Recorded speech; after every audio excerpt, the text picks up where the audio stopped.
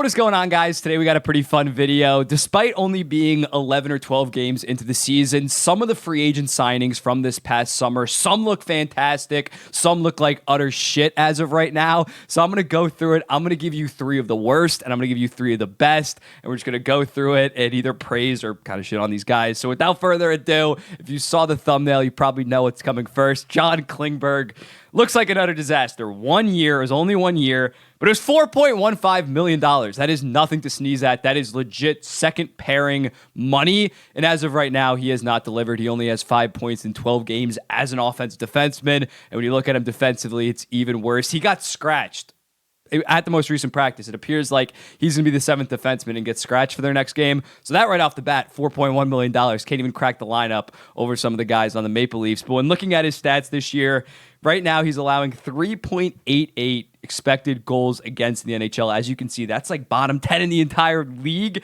while only for an offensive defenseman. He's like league average, but you expect to bring in John Klingberg to be an above average, at least play driver. It's been ugly. You saw last night in that Senators game, the play off the rush, he falls down. As a result, they're just completely out of sorts. It ends up shot deflection. Wool saves it, pops right out to Drew. He's wide open. It was kind of Klingberg's assignment. He's been an utter disaster. And again, for $4.15 million, that's nothing to sneeze at. If he was at $2 million, 1.5, I wouldn't have him on this because that's third pair money. They legitimately expected him to come in, be like a power play quarterback, either for that first or second unit, and play pretty decent minutes for the Toronto Maple Leafs. That has not been the case. And as a result, I wouldn't be shocked if he gets moved soon, gets sent to San Jose. And the thing with this signing was John Klingberg has been obviously back in Dallas. He was an elite offensive defenseman. He was okay defensively. Like, he was still very below average, but he wasn't this bad. He was horrible in Anaheim. He had one of the worst defensive seasons. And granted, that was on Anaheim. On the whole, they were god-awful. But the writing was on the wall as John Klingberg not being a good defensive, like horrible defensively. And he's getting up there in age now. So I wasn't a huge fan of the signing. I didn't absolutely poo-poo it. I just thought, oh, they're going to have to shelter the hell out of him. And they are sheltering the hell out of him right now. When you look at it, right now, Klingberg has started just 5.6 of his shifts in the defensive zone. That they're literally putting him in the best possible situation to only be an offensive defenseman, and he is still somehow bleeding goals. So when you look at it, yeah, writing was on the wall. This was a bad signing by Treliving based on what he did in Anaheim, and now it's another disaster. It's going to be very interesting to see what they do with that. But moving on to one of the better signings, it's Evan Rodriguez. 4 years, only $3 million per year. Yes, he is 30 years old, but right now, this is a fantastic deal. As of right now, he has 10 points in 12 games, and even more impressively, I know plus-minus isn't a great stat, but he's a plus 10 in 12 games.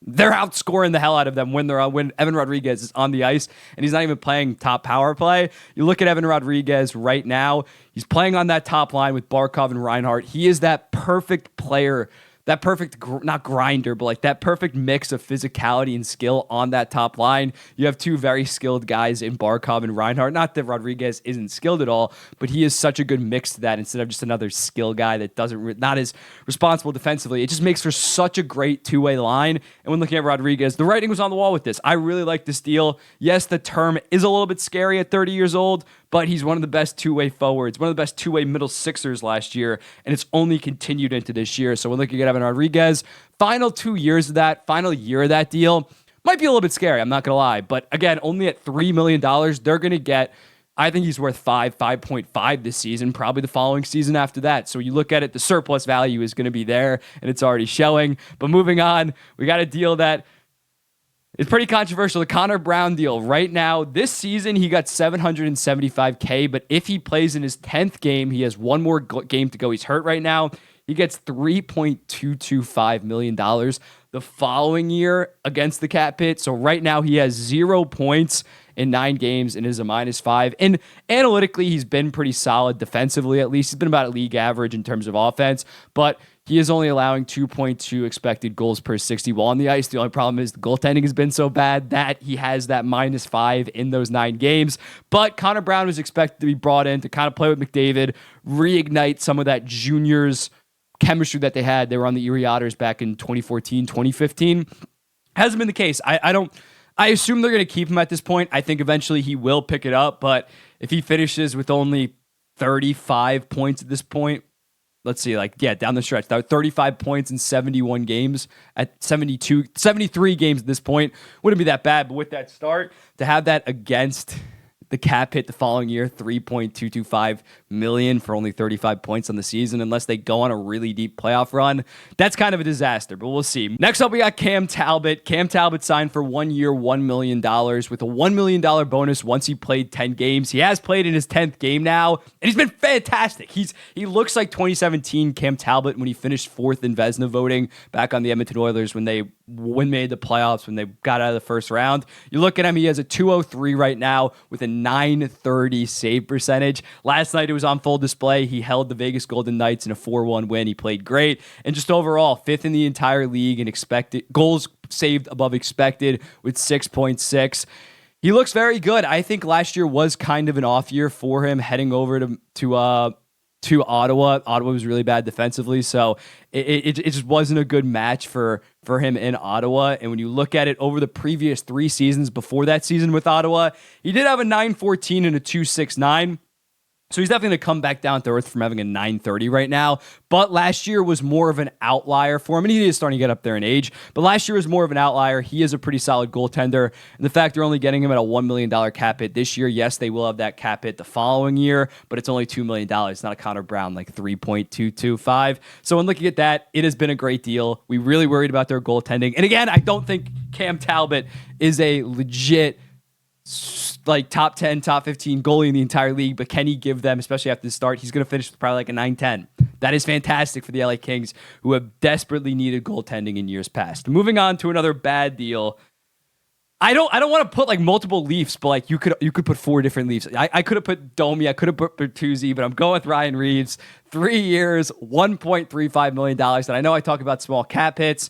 He's just been so goddamn bad that even at 1.35 with term on it, I think he has to be on here. He has 0 points in 13 games. He's a -7. He's playing 7 minutes and 46 a night, and the Leafs have not scored in terms of 5-on-5 play when he's on the ice. They've gotten absolutely caved in. Out of the 337 forwards that have played at least 90 even strength minutes thus far, he has the 12th worst expected goals percentage in the entire league. It has been an utter disaster. He has not been that tough physical force that the Leafs were expecting, and rightfully so, because he barely plays. The whole thing with this that I didn't like it is people are like, oh, no one's gonna be pushing around Marner, no one's gonna be pushing around Matthews when Ryan Reeves is there.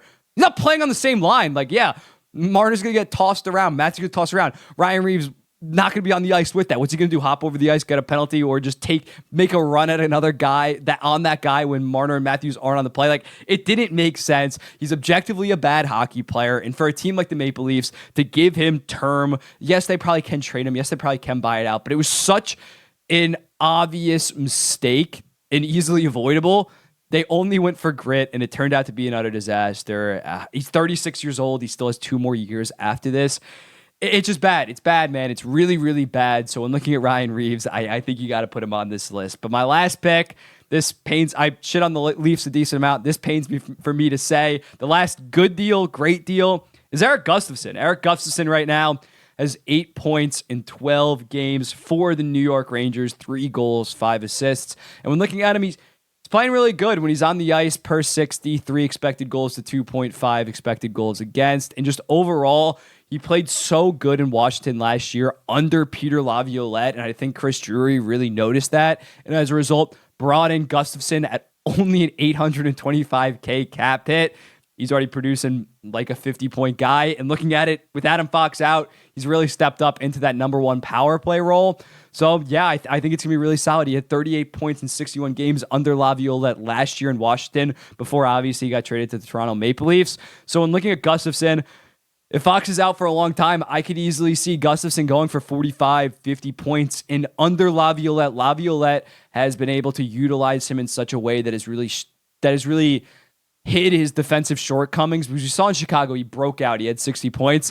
Then he was out of the league almost. He eventually got sent down in Chicago because he was such a defensive liability. Laviolette just brings out the best in him, utilizes him the proper way, unlike other coaches in the past. And as a result, this deal has turned into kind of an utter stud steal for the Rangers, a team that needed defensive depth considering Trouba was making $8 million. Fox is obviously making 9.5, but he's worth it. Miller's making what, like $4 million right now? So they got a pretty cheap, cost-efficient defenseman. Lindgren's also making whatever he is.